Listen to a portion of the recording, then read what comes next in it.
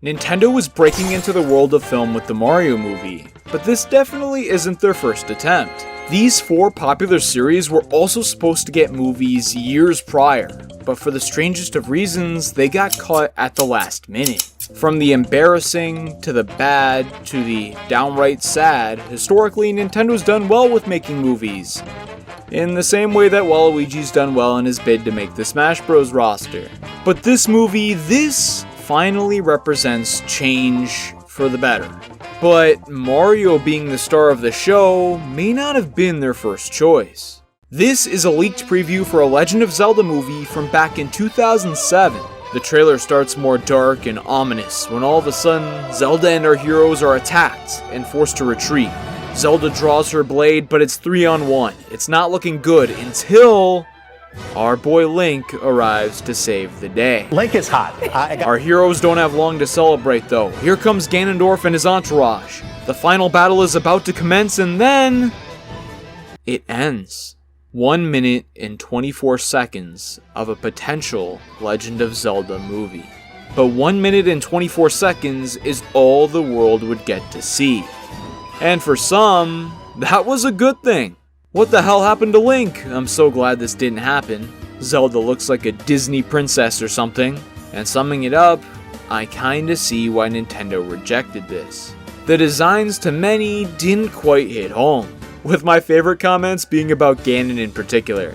Why they got Ganon looking like Buzz Lightyear. I mean, now that you mention it, the resemblance, you kinda have to see it. Some also drew comparison to Final Fantasy's Sephiroth, with this guy calling him the one-winged Gerudo. And yeah, I can kinda see what they're getting at here too.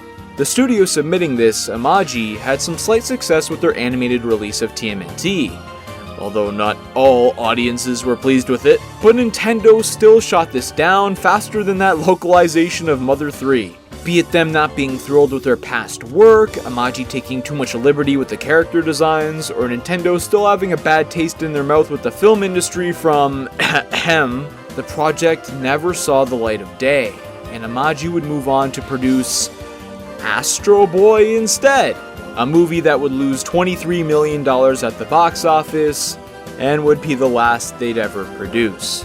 Disaster averted for Nintendo? This wasn't the only Zelda pitch Nintendo rejected, as we'll see in a bit though, and while I personally think there could have been some potential with these designs, since at the end of the day it was just a preview, a show Nintendo loved the designs for also got scrapped in 2015. Star Fox, the claymation film, was actually being worked on, and at the request of Nintendo. On the Surf's Time podcast, former College Humor host Adam Conover detailed his experiences working with the company, and one of the projects they did was a claymation Star Fox short. Fox, Falco, Slippy, and Peppy in particular were all featured along with the baddies you normally see often in the games. Or, well, I guess not too often modernly, huh? And while Nintendo has definitely had its beef with fan-made movies in the past, in this case, they absolutely loved it. With Shigeru Miyamoto, Star Fox series creator, and I think he made a couple other things too, being one of the biggest supporters of the idea. This was set, and College Humor would be commissioned to do a full-on claymation project for the series. Until they weren't, Nintendo cancels Star Fox claymation project. Dang. This one got a lot of fans upset. While Imagi's pitch designs were a bit more controversial, there was an overwhelmingly positive reception to this Star Fox idea. That was extremely well done. That animation was freaking amazing. This video lifts me up whenever I'm feeling sorry for myself. Okay. The potential for funny moments, storytelling, and a callback to the classic art style of the original games was there. But it didn't happen. Allegedly for one reason in particular, but to understand it, we've got to look at the other cancelled Zelda project I alluded to before. This was a Legend of Zelda Netflix series. In 2015, the Wall Street Journal reported that Nintendo and Netflix would be joining forces to create a live-action Legend of Zelda TV series for the platform. This announcement took the community by storm, because its fans were usually used to leaks like this, and this, and this, without knowing much about the credibility of the poster. especially back then. When mainstream news starts to talk about Nintendo, it's usually because they're launching something big, or something controversial's gone down. So when these outlets started picking up the story, many believed it. Think of the possibilities of a Zelda TV show, with some good production behind it. We'd wait, and wait, and wait, until... yeah, people kinda just forgot about it. The Switch came out, Nintendo got a boost of momentum back, and attention went away from this.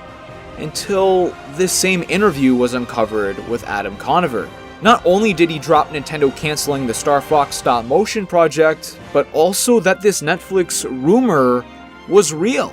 But it also got cut, with the reason simply being that it got leaked. Someone at Netflix obviously shared info about the project.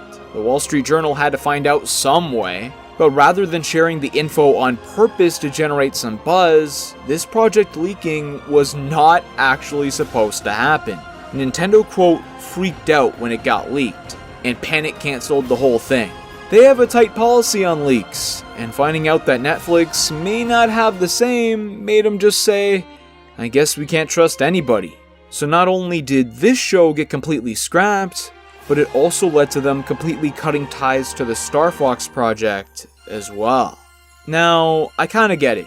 Nintendo likes to keep their secrets and drop announcements at their own pace. But was this really enough to just go, oh, well, we gotta completely cut ties and scrap every single thing that we've worked on so far and just forget about all the money we've spent? Nintendo was going through a rougher sales time in 2015, let's not forget. So, you want a Wii U this holiday? It was the Wii U era after all. I don't know, kinda far-fetched if you ask me.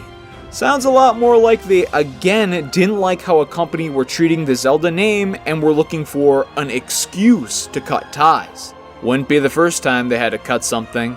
Oh, the stressful memories just looking at this. But this all still wouldn't fully explain what happened to Star Fox. Let's dig deeper to find this answer, first uncovering another scrapped film from many years prior. Metroid. A series known now for its highs and lows, oh god those lows, didn't have as many problems in 2003. Sure, its sales weren't there yet, and I mean really not there yet.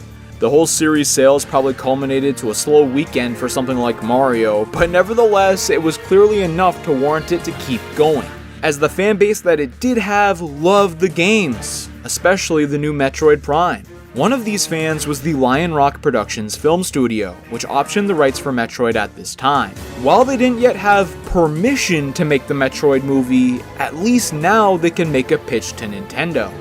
And make a pitch they sure did. A film focusing on Samus's early battles with the Metroids and Mother Brain was the idea. And that could have been crazy. They wanted to make this a real movie. They just had to convince the big N. If everything went according to plan, the film was going to be released in 2006. And would it surprise you to know that that didn't end up happening? Two main reasons were at fault for this movie getting cancelled. One member of the team cited Nintendo's hesitance in allowing their franchises to be adapted to film following the failure of the Super Mario Bros. Live-action movie, calling back to what we were talking about before. This made them look bad, and no matter what, they really just didn't want to do another movie. The other reason given was a bit more specific. Reports stated that Nintendo was uncomfortable with allowing an outside studio to write an origin story for Samus. This is quite interesting.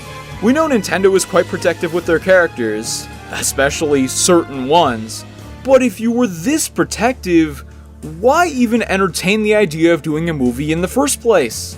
Yeah, let's just throw these characters on screen that most of the general public, to be blunt, never even heard of, with no explanation. No backstory, no motivations, no anything, because Nintendo never even bothered to explain it themselves before this time. Yeah, I'm sure that'll do well. Nevertheless, this clear cop-out of an explanation didn't deter some other pitches. Director of Kong Skull Island and some pretty notable commercials, Jordan Vo Roberts revealed to IGN that he made a pitch to make a Metroid film. But this discussion didn't go very far. Brie Larson and Ronda Rousey have both individually expressed interest in playing the role of Samus in a potential Metroid movie, so there's that. But the biggest killer of fans' hope for a Metroid movie might just come from people at Nintendo outright saying in public that they don't want to do one. Head honcho of the Metroid series at this point, Yoshio Sakamoto, revealed that he has no intention or desire to adapt Metroid to film himself. Could others do it? Sure, but if he was really in favor of that, wouldn't you answer the question like, yeah, I've got no experience in the film industry, but it'd be really cool to see it happen from some professional studio, not just a straight up no. Clearly he'd rather focus on the games instead. But the games may be the clue to solving the Star Fox mystery we've been wondering about. Retro Studios, being the developers of Metroid Prime 4, were not supposed to be assigned to the project. The story behind the original is something I hope gets uncovered one day, being a project that was so bad that Nintendo had to entirely scrap it and pull Retro away from what they were doing to develop this new game. What does this have to do with the cancelled Star Fox show? Well, as more recently reported by Did You Know Gaming, Retro had a cancelled Star Fox game for the Wii U, tentatively being titled Star Fox Armada. It's unclear exactly what Retro Studios had been doing for the years between Donkey Kong Country Tropical Freeze and Metroid, but this game certainly could have been at least one of their projects. But, like this stop-motion project, this game never saw the light of day, allegedly because of the shockingly poor sales of the Wii U game that actually did come out, Star Fox Zero. Nintendo had high expectations for this. You know they had to. It got the first spot in their 2015 E3, back when we got E3 presentations. They had the puppet Reggie, Miyamoto, and Iwata all turn into the Star Fox cast in one of the most iconic and memorable moments in Nintendo presentation history. There's no way they planned these two other projects without expecting at least some better performance than this, even on a console with the low sales that the Wii U did. But alas, this may have been the final hope of another series getting a movie-like appearance. Well, that was the case until another shockingly similar case rolled around in 2019. Detective Pikachu, see what I did there with the shocking? Okay. Man, I was kind of proud of that one. This actually was a leap into the film industry with a Nintendo property, which nobody really counts because Pokemon usually just does what they want to do regardless of anything else. And you know what? If you ignore the characters, story, the fact that almost everything actually consequential happens in about a 10-minute span late in the third act, it was a fun movie to sit through, with great visuals, and I'd be lying if I told you that I didn't enjoy it, and I know a lot of Pokemon fans clearly did too. So, why did its sequel get cancelled? Yeah, if you never knew, there was a sequel for this movie planned even before the original came out. Being announced by Oren Uziel, who also happened to write up the draft of the first Sonic the Hedgehog movie, thought I'd throw that in, but hopefully he didn't approve that first design though. This film seemed to be in production, but with him now reportedly no longer being involved in the project, and the departure of two more key writers for Detective Pikachu, something weird was going on here. We needed an update on this. We needed to know the answer, which is what star Justice Smith provided to Inverse in 2021. In this interview, he said he didn't think a sequel would happen, despite, quote, hoping it would. This, coupled with the announced Switch sequel of the Detective Pikachu video game no longer happening, it all started to seem like this was it for the Detective Pikachu movie sequel. Until February 2023. A source told Polygon that Detective Pikachu 2 is still, quote, in active development, with rumors also coming out that the Switch game is still on the way. What? A month later, it was reported by another source that Jonathan Cressell is, quote, set to direct the film? So, is it still happening now? Something doesn't line up here. It's quite possible that this sequel was originally being worked on, creative differences within some of the talent led to a cancellation, and now the project is being restarted with new staff. The game had to be delayed to accommodate these changes, and fans have been left in the dark ever since. If it seems unrealistic to you, just think about how eerily similar it is to some of the other situations we've seen today. Whether these projects remain cancelled or not, time will tell. Maybe one of these series will be the next to step underneath Hollywood's bright lights.